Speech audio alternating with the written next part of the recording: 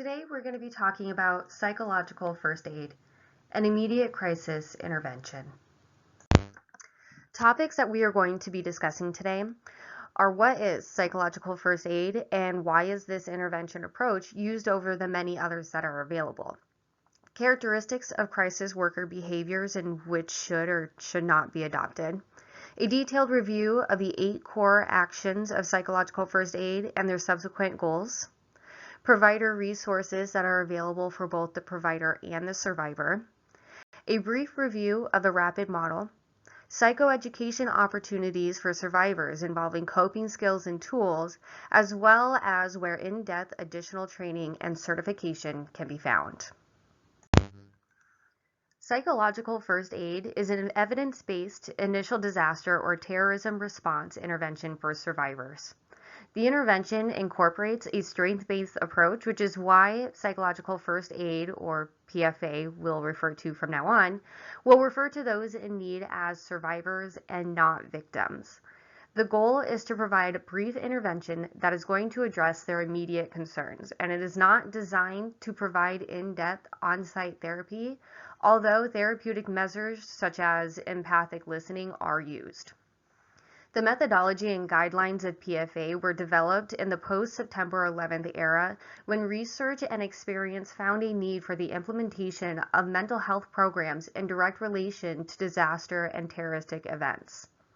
PFA is the first and most favored early intervention approach used by mental health professionals and first responders. There are many reasons why PFA is the most favored early intervention approach. PFA is empirically supported using evidence-informed strategies that can be used in diverse settings. Settings may include crisis centers, being on site of where the traumatic event took place, and can occur in group settings of addressing multiple survivors at once or working with individuals and families. PFA teaches its certified members information gathering techniques that allow them to make accurate, rapid assessments of disaster situations and survivors so that they can best respond to their immediate needs with supportive behaviors, responses, and actions. This intervention strategy can be used across all developmental ranges and even modifies its approach based on vulnerable populations such as children, older individuals, and those with disabilities.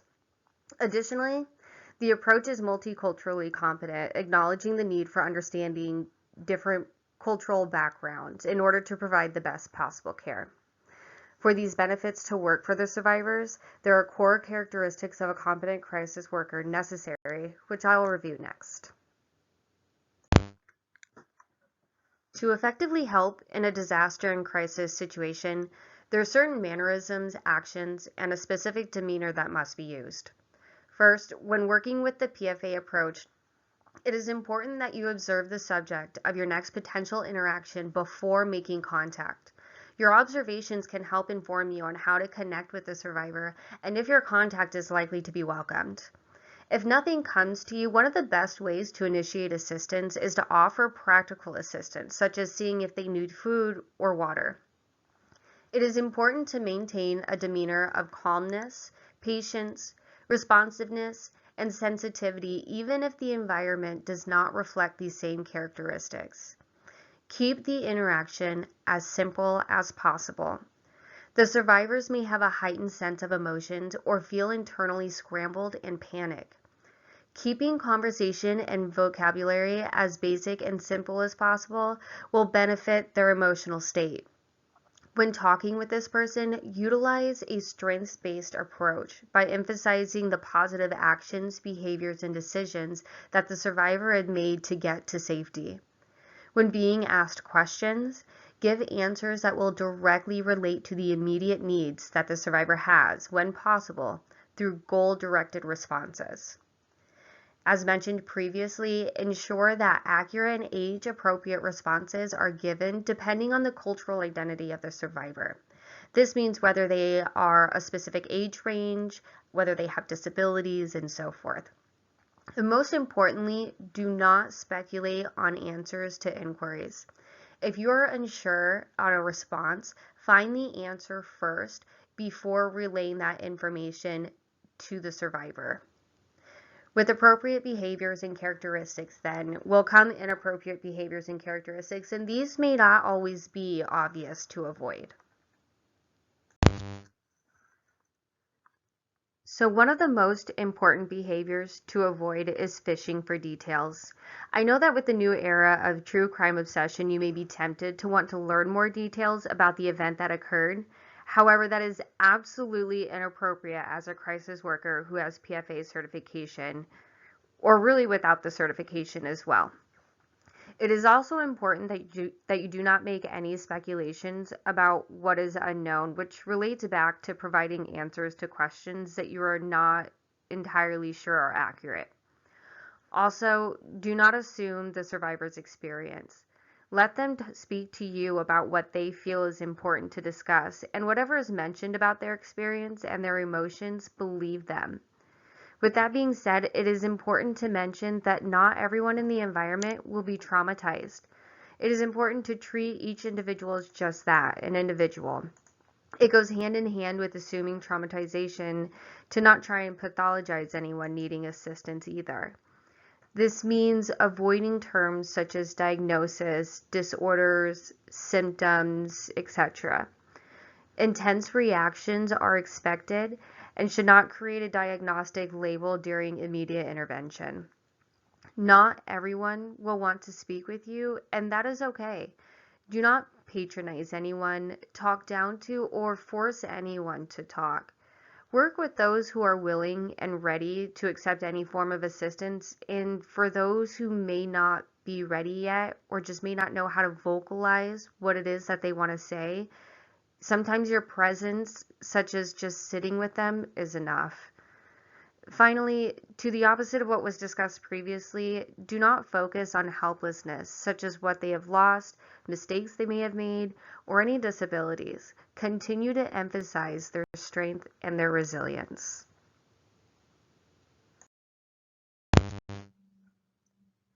PFA utilizes 8 core actions in their program in a specific order, starting with contact and engagement and ending with linkage with collaborative services. Each core action has specific objectives and goals to achieve. The key objective actions here with contact and engagement are to introduce yourself using your name, title, describing your role, and also maintaining the highest level of confidentiality possible, yet also abiding by state abuse and neglect reporting laws. The end goal here is to respond to contact initiated by survivors or initiate contact using a non-intrusive, compassionate, and helpful manner. Safety and comfort revolves around ensuring immediate safety of the survivor and continuing protection from further traumatization. These are complemented through attending to grief and spiritual issues, attending to their physical comfort, providing information about disaster response activities and services, or funeral and death-related services, and being there as support for any needs that come up. The end goal is to enhance immediate and ongoing safety while providing physical and emotional comfort. To reiterate what is obvious, this step may not be needed for all survivors. However, if during your observation you find that it is necessary, the goal is to stabilize and orient emotionally overwhelmed survivors. The observations to indicate stabilization is needed includes, but isn't limited to, a glassy-eyed and vacant look, frantic searching behaviors, unresponsiveness to verbal questions or commands, feeling incapacitated by worry, disorientation. Objectively, this can be achieved by remaining calm, quiet, and present, offering support, and respecting their privacy while staying close by should they need further help. To orient survivors, you can give information such as how the process is organized and what they can expect to happen and what steps they may consider. Information gathering includes getting as much information about the survivor and their experience as possible. This includes what their losses are, their feelings, the nature and severity of their experiences, their concerns, and information about potential missing or death of loved ones. Prior substance use, prior trauma exposure, and thoughts of suicide are also important here. The goal is to identify immediate needs and concerns, gather the information necessary, and then tailor PFA interventions accordingly. In practical assistance, the objective is to identify the survivor's most immediate needs, discuss an action plan based on those needs, and then act on that plan. The goal is to be able to provide practical help in response to those needs. Some of these needs may be things like needing food or water, shelter, connection with services, and so on. Connection with social supports involves understanding the different types of supports a person may need. They are emotional support and social connection. Feeling needed, reassurance of self-worth, reliable support, getting advice and information, physical assistance, or material assistance. The objective is to talk about these support systems and services with the survivor to accomplish the goal of establishing brief or ongoing contacts with support persons and services. This can include family members, friends, and community helping resources.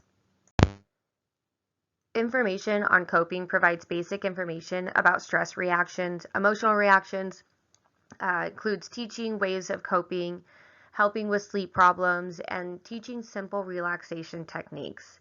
The ultimate goal is to provide information about the stress reactions and coping to reduce distress and promote adaptive functioning when they leave your care. Linkage with collaborative services means providing appropriate referrals where necessary and promoting continuation of care with helping relationships. The goal is to provide survivors with the information and services that they need that will allow them to continue healing after they have left the triage area or the crisis center. After reviewing the 8 core actions of PFA, you're likely feeling very overwhelmed about this crisis intervention method. Thankfully, there are a series of handouts and worksheets available to assist both the provider and survivor. As you can see displayed here, this is a provider worksheet meant to guide the crisis worker through the 8 core actions of PFA. There are other worksheets available that will guide the crisis worker in identifying survivor current needs or give guidance on providing self-care. Survivor handouts include trauma-informed parenting tips, information related to connecting with others and seeking support, tips for adult survivors and how to continue healing, information regarding substance use, as well as basic relaxation techniques for adults, adolescents, and children. A survivor being able to cope with the aftermath of a traumatic event is paramount to their healing journey.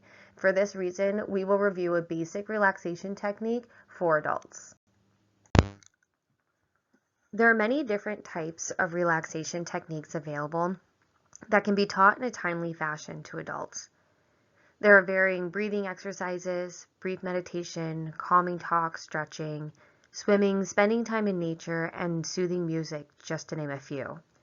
The simpler the technique that is taught, the better for the survivor, as they are likely to be experiencing heightened emotions and will cope better with simplicity.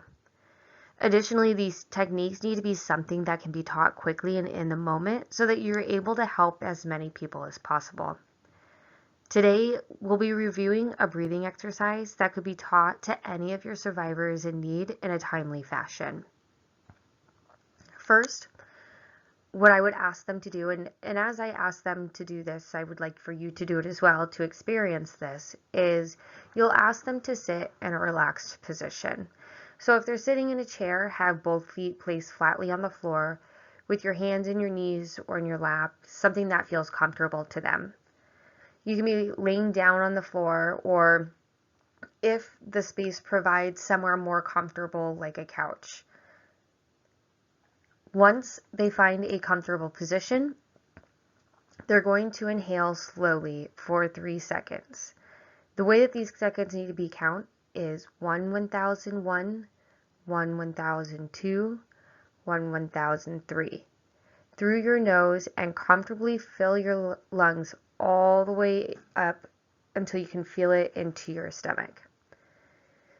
Then once that is completely full, you're going to say to yourself, my body is filled with calmness. And once you say that, ask them to then exhale slowly, 1 1001, 1 1002, 1 1003, through their mouth, and completely empty their lungs all the way down to their stomach. Once this is completely empty, They're then going to say to themselves, my body is releasing the tension. This process should be repeated 5 times slowly and comfortably, and they can do this as many times a day as needed. It should typically take around 3 to 5 minutes to complete this, and they should feel more relaxed, less anxious. If they start getting overwhelmed at the emotions of their experiences, it should be able to help ground them. If for some reason this isn't working, one other technique that is available that I would recommend teaching your survivors is called the 5-4-3-2-1 coping technique, which is the same concept where you want to find a place that's comfortable.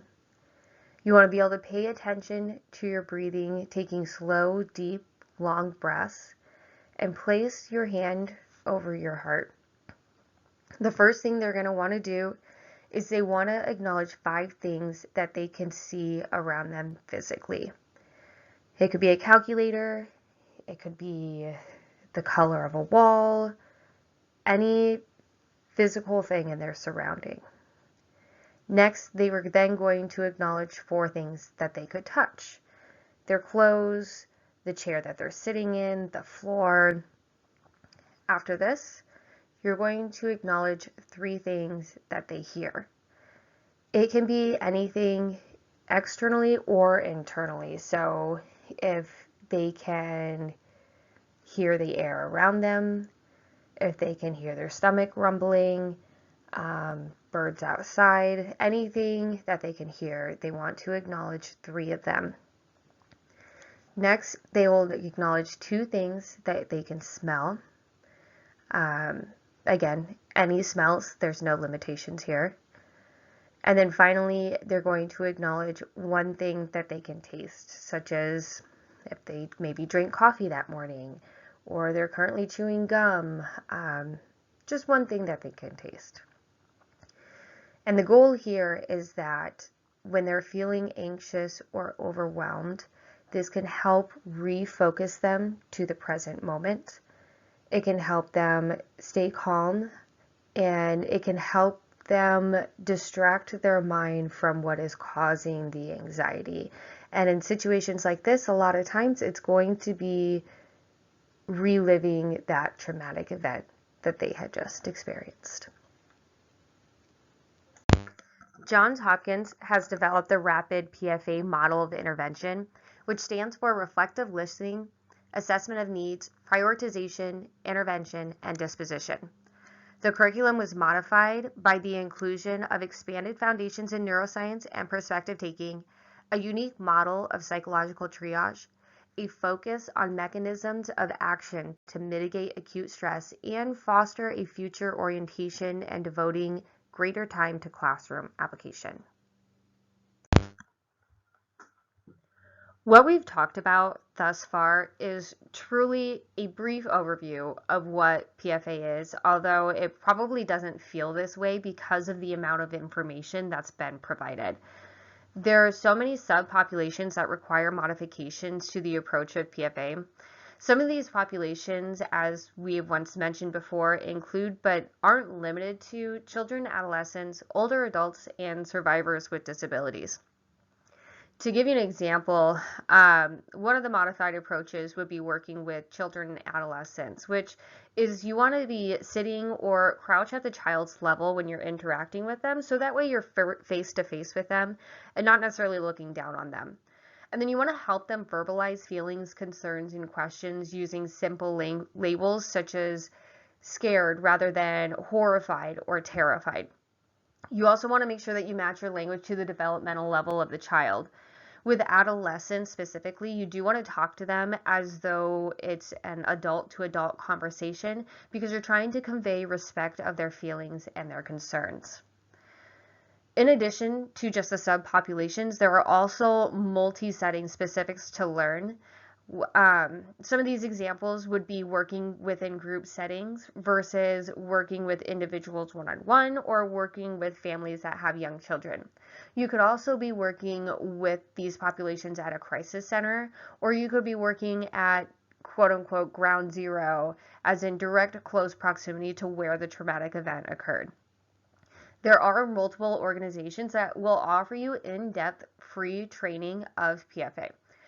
Listed here are two of the options, and we will visit their sites briefly, but the first one is going to be the National Child Traumatic Stress Network, and the second one is Johns Hopkins Center for Public Health Preparedness. The first option is the National Child Traumatic Stress Network organization.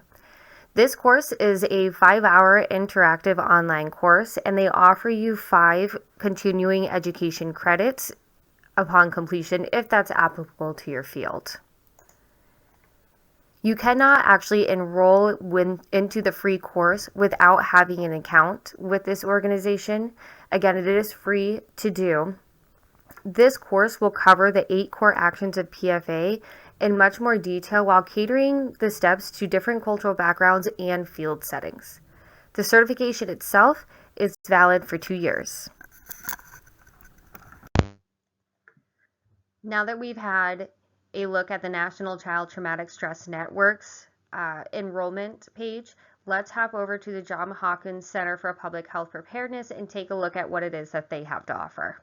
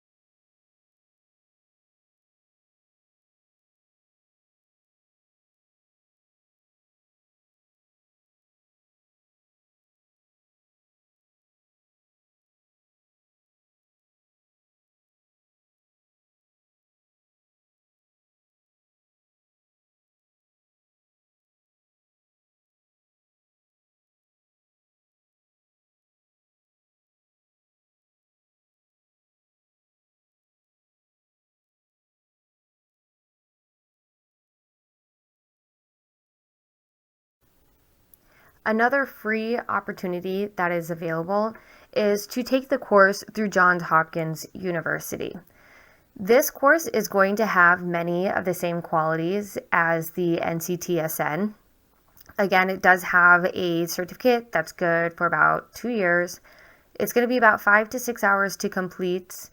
And the exception with this one, as mentioned before, is that they're also going to focus on the rapid model, whereas the NCTSN primarily focuses on the 8 core actions.